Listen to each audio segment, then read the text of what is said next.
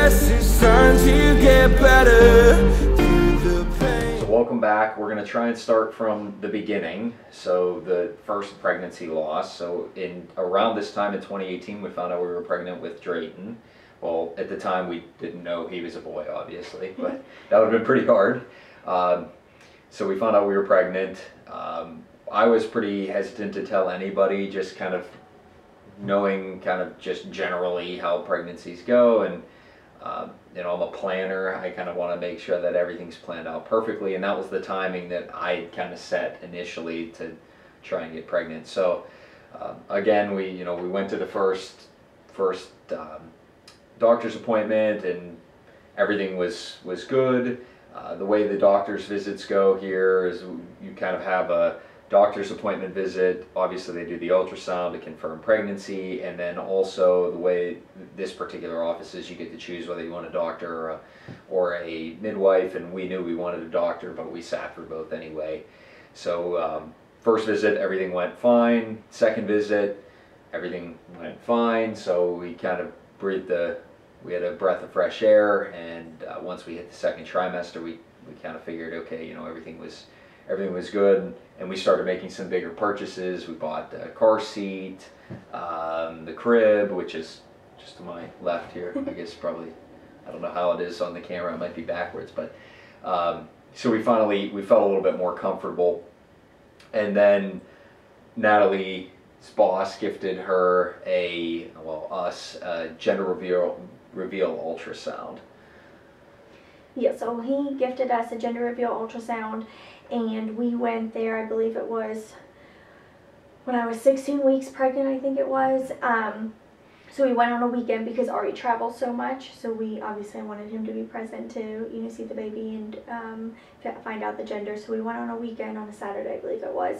And on our way, I'm always very nervous, you know, when I'm in that setting, hanging, you know, around, you know, work people. And because it was, you know, my boss's One of his practice offices. or office, whatever you want to call it, he owned the gender reveal place, well, 3D ultrasound place. So, you know, I remember on our way I kind of prepped Ari, and I said, you know, because I did some reading, and I said, you know, sometimes, you know, baby's not in the proper position and you can't find out the gender. And I said, you know, regardless whether we find out the gender or not, you know, just always nice seeing the baby and just getting to hear the heartbeat. And so, you know, I told Ari, you know, if they can't get it, you know, don't, you know, ask questions, because not that he would have, but I just wanted, you know, I was grateful that they offered it. So we got there, and, you know, the tech was kind of doing her thing, and, you know, got to listen to the heartbeat, and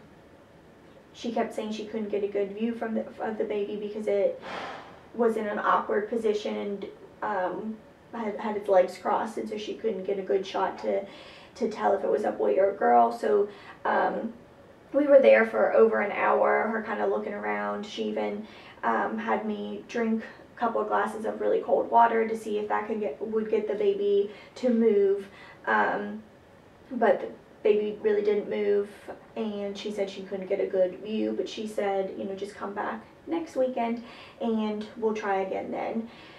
So we didn't think much of it, and we were like, okay, we'll come back next weekend. And then when we got to the car, we kind of talked, and we said, you know, it's kind of odd, you know, that we didn't see much of the baby. We didn't see a lot of detail. We saw more detail with our initial ultrasound with our OB at the 8-week appointment. We thought that was odd, but we thought, you know, this isn't a doctor's office. Maybe they just didn't have, you know, the newest equipment, so maybe it just wasn't as clear. But we didn't think anything else of it. So then the following weekend we went back, and, you know, again, I prepped Ari, and I said, you know, don't ask any questions, you know, don't question the equipment and things like that. And we kind of made the decision that if they couldn't find out the gender, even if they offered again to have us come back, that we were just going to say no, that's fine, because we then later on that week we had, well, 2 weeks later, we had the anatomy scan. So at that point I figured might as well just wait for that, because I didn't want to keep going. So when we were there again, we were there for over an hour, again, drinking water. This time it was a different tech. Again, she said baby wasn't in a good position and she couldn't really get a clear view. And then at the end, she was like, well, if I had to make a guess, I think it might be a boy, but I'm not, 100% sure. But if you want me to give a guess, that's kind of what she said.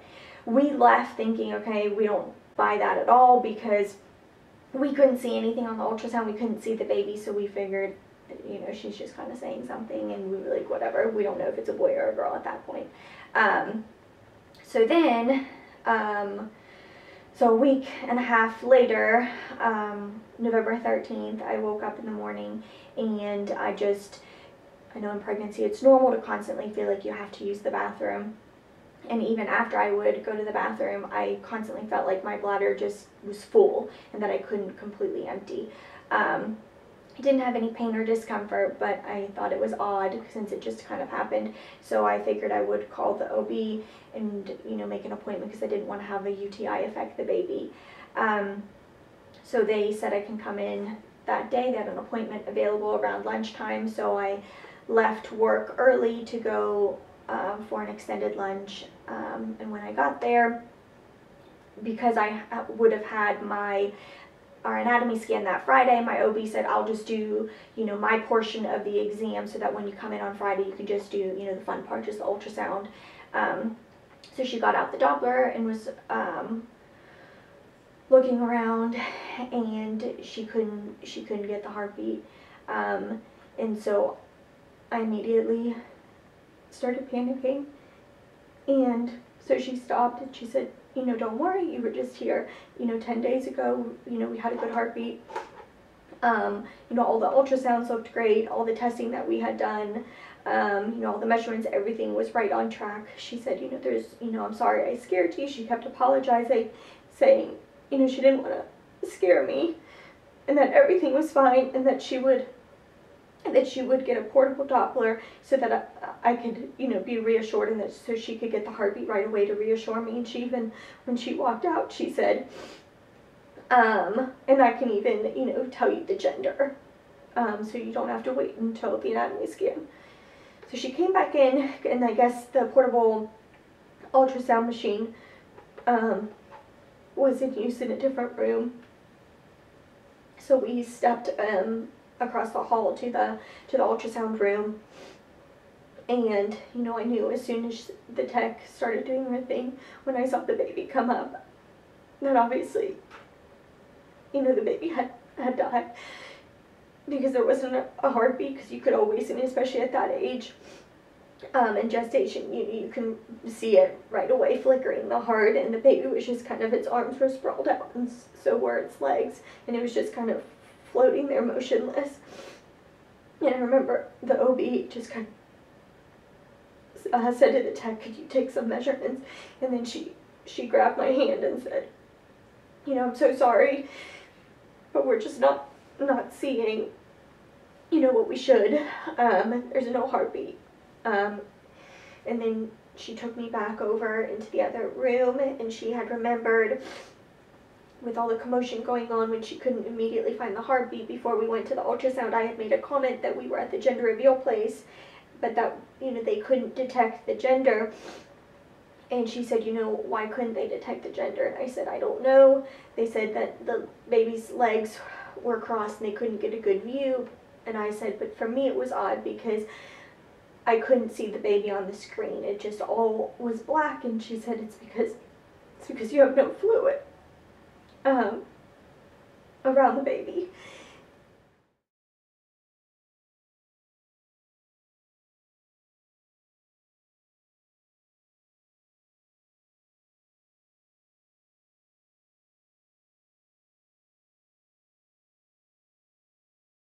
So any place that does, regular ultrasounds on a regular basis would know, that there was something severely wrong with the pregnancy.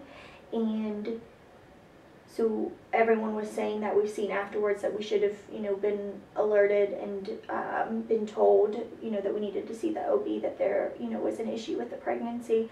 Even the OB who was there for the procedure had mentioned, you know, that in the past, you know, she's done a surgery on a female who, you know, lost a baby, and the baby had passed such a long time ago that it was completely decayed, and you know that they, I mean, you can go septic from that, or you know, even if it's not to that extreme, you need to have your uterus removed, so it's kind of a big deal. And we don't know, you know, when he passed. I mean, we know for certain 10 days prior to that there was still a heartbeat, because that's when I had my last OB appointment where there was a heartbeat. So we don't know, you know, when he passed from those days, from that day to, you know, November 13th. And then what bothers me the most, and I don't know, I think this bothers you too, is because, you know, we know that there was no fluid since the first gender reveal ultrasound, and you know, the fluid's there for a reason. It protects the baby, it cushions the baby. And so for me, you know, knowing that the baby didn't have fluid and no one told us, you know, I don't know if he was in any pain, and if he felt anything during that time.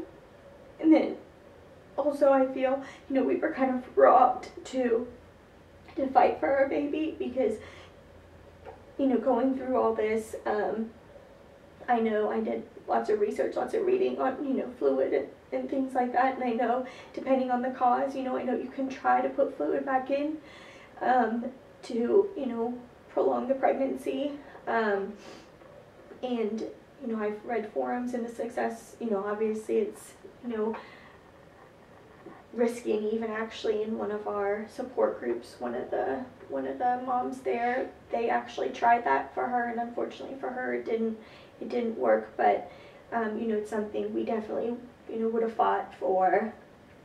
At least try. And I think anyone, you know, would have fought to try, you know, to try anything if they're, you know, if it could help. And so it was just very disappointing that they, you know, didn't. And so a lesson, you know, I more so learned, because I have always been very concerned about, you know, pleasing others and, you know, not coming off as rude or ungrateful. And, you know, like I said earlier, you know, I'm kicking myself now for, you know, kind of telling Ari to not ask, because he should have been the one asking. You know, I wouldn't have been rude, it would have been my rude husband. But, you know, if maybe if we would have asked more questions, you know, maybe then the tech would have been like, well, this isn't normal. Maybe something would have slipped, I don't know. And so if anything that we've learned, and that we've kind of learned and, you know, did throughout the pregnancy with Paxton, is if there was ever anything that we questioned, you know, we would ask, and we would ask 10 times, and we would send messages. And that's why, you know, which we'll talk about that too throughout these videos, you know, I ended up having a whole team of doctors, because I had so many different specialists involved. Because, you know, I felt after going through that, I didn't want, you know, someone who's not specialized, you know, handling, you know, my blood clotting disorder. You know, that's why we got a hematologist involved and things like that, because we wanted to make sure that we did everything, and that, you know, it wasn't someone who wasn't experienced, just, you know. And those aren't things that your regular doctors are going to suggest either. Nobody suggested us go and get, well, there was one, but that was for, that was a CYA for them, but for us, for her, for long-term care, nobody suggested going and actually finding things out. I mean, nobody suggested seeking a hematologist. So it definitely, if at any point you question anything, there's no real risk of asking. And on top of that, we'll talk about the finances later on, but the fact of the matter is, with any pregnancy, I would say like 90% of healthcare plans, you're going to hit a deductible or almost your maximum out of pocket. So don't worry about spending money, because it's going to get spent anyway. It's going to be all the same. So just, you know. Yeah, so that's something that we learned throughout. And I mean, even there were times, you know, with Paxton's pregnancy where we would for a second be like, well, I don't know, we don't want the doctor to think, you know, that we're second guessing them. But then at the end of the day, we were like, who cares? I mean, I don't care if they think I'm second guessing them. I'm gonna, you know, I'm gonna be that crazy person, and I'll be that crazy person for the rest of my life. And yeah, so is that? Yeah, so I don't want to apologize for her for crying, because it's obviously an emotional story, but hopefully the next video won't be quite so cry-y. So, but thank you for joining. If you have any questions, let us know, and until next time.